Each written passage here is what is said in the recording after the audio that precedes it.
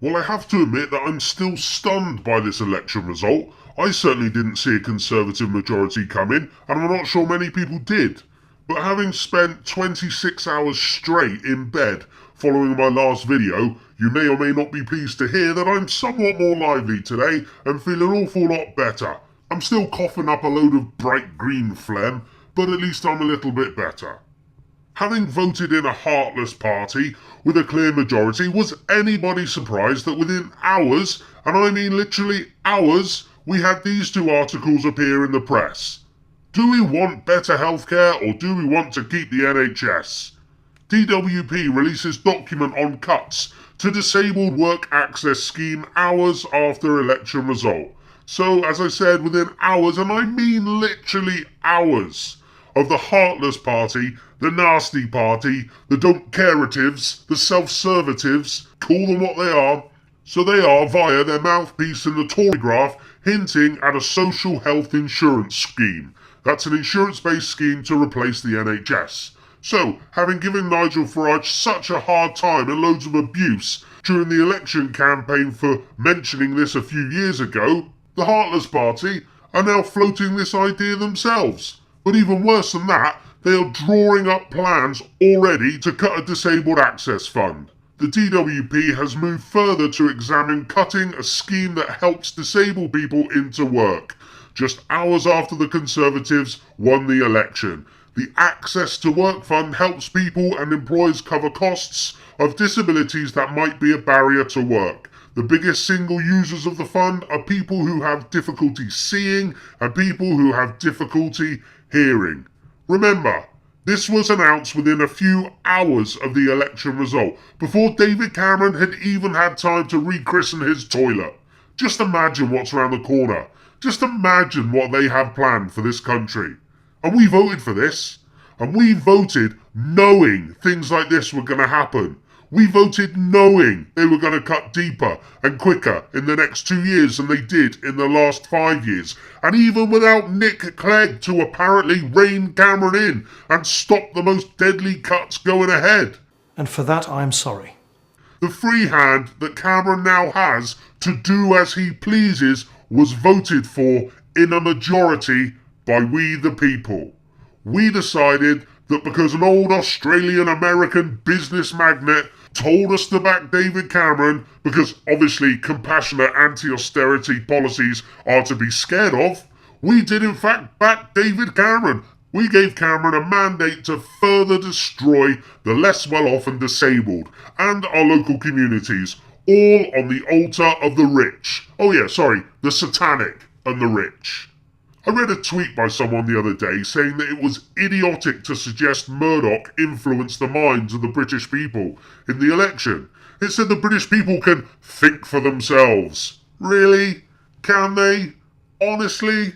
People who live for X Factor, who live for Britain's Got Talent, who post selfies with stupid pouting lips and wonder why people think they look like idiots. People who think Joey Essex is intelligent. People who love to watch Real Plastic Wives of this town or that town. Are these people really capable of thinking through the issues involved in politics? Should we campaign to remove the vote from X Factor watchers? I hate to go on about food banks, but we need to keep reminding ourselves that now over 1.1 million people are using them, which has gone up from 40,000 since the Tories got in. They're using food banks whilst things like this are still happening. Tory minister, fat bastard Eric Pickles, spends 500,000 on luxury limos in 3 years. The community secretary spent 247,000 on 2 ministerial cars in 2012, 185,000 in 2013, and 103,000 in the first 6 months of this year. That's 2014, because this article was published back in November last year. So I guess by now it's probably over 600,000. Get off your lady-lardy taxpayer-funded arse and walk to save us some money. Otherwise you're going to be dead soon anyway. Actually, on reflection, carry on using the cars, Pickles, you fat bastard. Axed top Tory Michael Gove uses taxpayer cash to be chauffeured 400 yards. lazy, disgusting, despicable Tory Michael Gove is driving the taxpayer round the bend by wasting their money on chauffeur-driven journeys of just 400 yards. Despite being dumped as Education Secretary by David Cameron last summer, the miserly chief whip is still being ferried around on daily trips from Downing Street to the House of Commons, a 3-minute walk, using a £110,000 limo service. That's £110,000 a year. This is part of the reason why thinking people hate the Tories so much. This type of attitude bleeds into all of their politics. They just think they're entitled to do what the hell they like. I mean, just look at the arrogance, the I couldn't give a shit about anyone else behaviour this shows to the general public and the poor who are suffering under the very policies these money-wasting shitebags are implementing whilst they live in luxury, and it's luxury that we pay for. But we knew this was happening when we voted for them, and we still gave them a majority. We've told them to carry on wasting money in this way. We've told them to go and get a second, a third, a fourth, a fifth, or even a 6th-second job. Carry on spending 1,953 hours or 35 plus weeks of the year working for someone else, like Geoffrey Cox did in 2014, whilst he still received a full salary and full trough-snorting expenses. We've given them a mandate to do what the hell they like. I see that Michael disgusting Tory Gove has been made the Justice Minister. Seriously? Cameron is playing a sick joke on the British people. Gove was the one who shouted, "You're a disgrace," at MPs for not voting to support ISIS in Syria in 2013. This man is now over the justice system of our country. Boy, oh boy, are we in trouble. And as long as Cameron is in power, you can rest assured that TTIP will sail through, despite him not knowing what's in it, because he's not allowed, because it's being discussed and formulated in secret above national governments. Cameron will sell this country out. We have to take it back. We simply have to.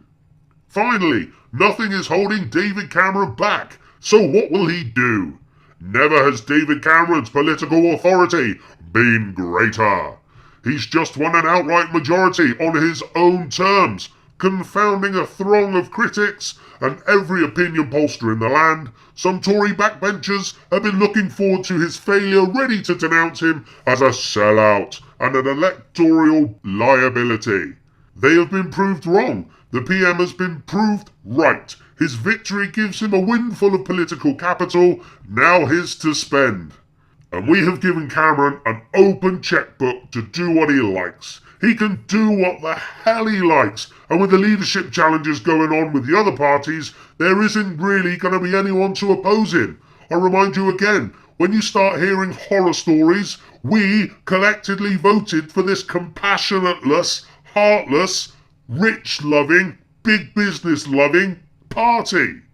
But it is good to see that people have already started protesting him, despite the BBC hardly reporting it. Protesting this government and civil disobedience on a massive scale is the only chance we have of change right now. I was really disappointed to see the war memorial defaced, but I can understand people's frustration. 63% of the people didn't vote for Cameron, and yet he has a majority. The system is flawed. The voting system is flawed. The political system is flawed. If voting worked, it would be illegal. This is why they don't want to change it to proportional representation. Because at the minute, it's two parties. And if you control both parties, you control politics. We need to rip it up and start again. Gove wrote a paper a few years ago suggesting that we bring back the death penalty. Well, as long as we can use it on traitorous MPs that have sold our country out to the EU, MPs who also use their positions to grease the skids for big business against people and the environment, and who also commit expenses fraud, any type of fraud in fact, and also on MPs who want to support ISIS, then I would agree. There was also a lot of talk in the election campaign about red lines. They all had them, didn't they? The SNP, Lib Dems, Labour. So why don't the general public draw up some red lines of our own? Maybe we could warn our MPs that if, for example, any one of the following red lines is broken, the public have committed to storm Downing Street. If we get 100 deaths, directly from the welfare cut. If we go to war with Syria, if the multinational companies aren't taxed fairly and accordingly, if MPs have second, third, fourth, fifth, or even like Malcolm Rifkin, 6 second jobs. After all, David Cameron did say no double jobbing MPs on my watch. Things along this line, that if they break, then they know we will storm Downing Street. Will we do this? But even an unofficial version that we could all distribute and send to all our MPs, just to put them on notice. But look at this. Just after Cameron wins a majority, UN inspectors magically find undeclared sarin-linked chemicals at a Syrian military site. How long before the rhetoric for war against Syria ramps up? And with Spam Cam having a majority and no leaders in the House to oppose him, war with Syria, with Russia joining in, then China, then America, could become a very real possibility. Cameron is fucking deadly. But I can guarantee you there will definitely be at least one war that Cameron will fight while he's in power, and that is a war against the poor and against freedom. And all for what? Figures on a screen that have never and will never exist. You can't make this stuff up. But just remember, we voted him in. We gave him a mandate to do what the hell he likes.